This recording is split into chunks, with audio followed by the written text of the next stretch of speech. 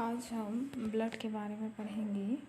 Blood क्या होता है, ब्लड कैसे बनता है, ये सब चीज़ों के बारे में पढ़ेंगे और ये टिश्यू से कैसे कनेक्टेड है इसके बारे में भी हम देखेंगे।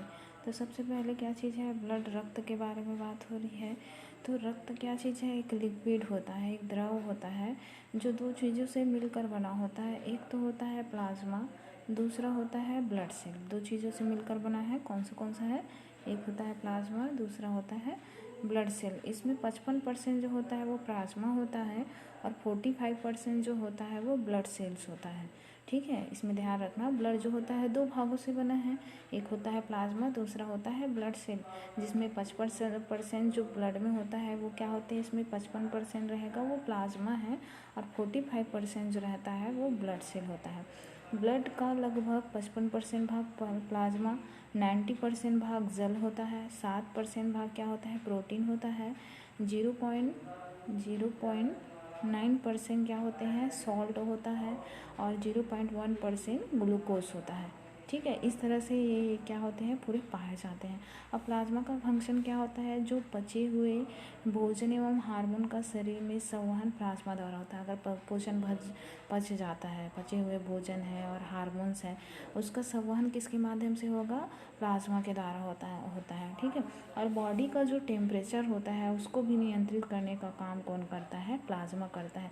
और जैसे घाव वगैरह भी लग जाते हैं तो उसको भरने का काम भी कौन करता है, प्लाज्मा करता है। ठीक है, इस तरह से होता है। दूसरा पॉइंट हमारा है, क्या चीज़ है यहाँ पे और बता देते हैं।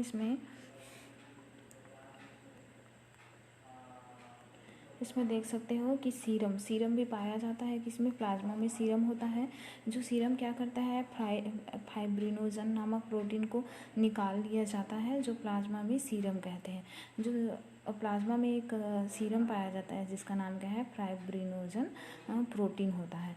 और फाइब्रिनोजन प्रोटीन क्या होता है, ब्लड का थक्का जमने में मदद करता है। जैसे घाव वगैरह लग जाता है तो बहुत ज़्यादा ब्लीडिंग होता है ना, तो उस समय जो ब्लीडिंग होता है तो उस समय क्या होता है, धीरे धीरे जो ब्लड आना बंद होता है तो वहाँ पे एक परत बन जाता है, थक्का बन जाता है। तो उसकी मदद की कौन करता है, फाइब्रिनोजन प्रोटीन करता है। नेक्स्ट देखते हैं ब्लड सेल होता है 45% होता है। जो ब्लड का शेष भाग कितना परसेंट होता है, 45%। ये रक्त का मतलब रक्त की संरचना बोल सकते हो, है ना। ब्लड सेल्स की संरचना है जिसमें RBC रेड ब्लड इस तरह से दिखाई देगा, ये वाला भाग RBCS है। वाइट ब्लड सेल्स, जो ये वाइट कलर का दिख रहा है वो वाइट ब्लड सेल्स होता है। और ये प्लेट के समान जो दिख रहा है वो क्या चीज़ है, प्लेटलेट है ना, जो प्लेटलेट मदद करता है। आगे हम देखते हैं, बोन्स के बारे में पढ़ते हैं कि ये बोन्स कैसे कनेक्टेड टिश्यू से कनेक्ट है। इसमें सबसे पहले जो होता है यहाँ पे हड्डियाँ, जानते हो सभी लोग।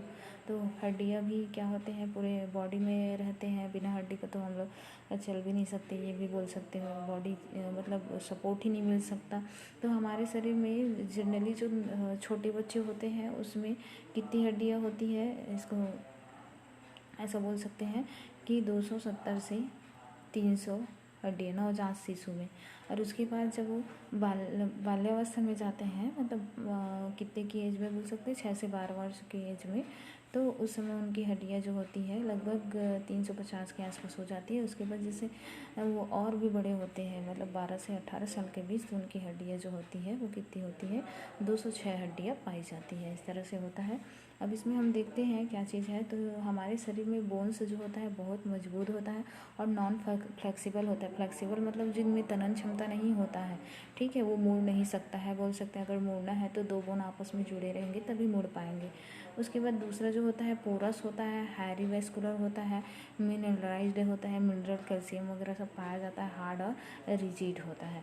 बोन जो होता है वो सॉल्ट है और मैग्नीशियम की इसमें प्रचुर मात्रा पाए जाते हैं। इसमें मिनरल बोन्स को हार्ड बनाने के लिए रिस्पॉन्सिबल होता है। बहुत सारे जो मिनरल्स होते हैं और जैसे खनिज पदार्थ होते हैं वो बोन्स को क्या कर देते हैं, कठोर बनाने के लिए रिस्पॉन्सिबल होते हैं। फेनालिकुलाई के थ्रू ये इंकस के प्रत्येक बोन है, सेल है, फूड है, ये सबको ऑक्सीजन रिसीव करता है। इसी के माध्यम से क्या होता है, इंकस के माध्यम से जो बोन सेल्स है या फूड है, फूड और क्या ऑक्सीजन रिसीव करने का काम करता है और वेस्ट एलिमिनेट करता है, बाहर भी कर देते हैं। इसका फंक्शन क्या चीज़ है, जैसे कि ये बॉडी को सेप प्रोवाइड करता है। सेप मतलब संरचना, ठीक है। बॉडी को क्या करेगा, संरचना प्रोवाइड कराने का काम करता है। और इसमें हम लोग देख सकते हो बॉडी यहाँ से सेप प्रोवाइड कर रहा है, संरचना है ना, आकार। बड़े बॉडी आर्गन्स जैसे ब्रेन है, लंग्स को प्रोटेक्शन देता है। ब्रेन मस्तिष्क है, फेफड़ा, इसको प्रोटेक्ट करने का पाया जाता है ना। रिब बोलते हैं जिसको, है ना। कैल्शियम है, कैल्शियम तथा फास्फोरस को स्टोर करने का काम भी करता है। ये जो हड्डियाँ होगी वह कैल्शियम और फास्फोरस को स्टोर भी करती है। इस तरह से ये पाया जाता है, ठीक है।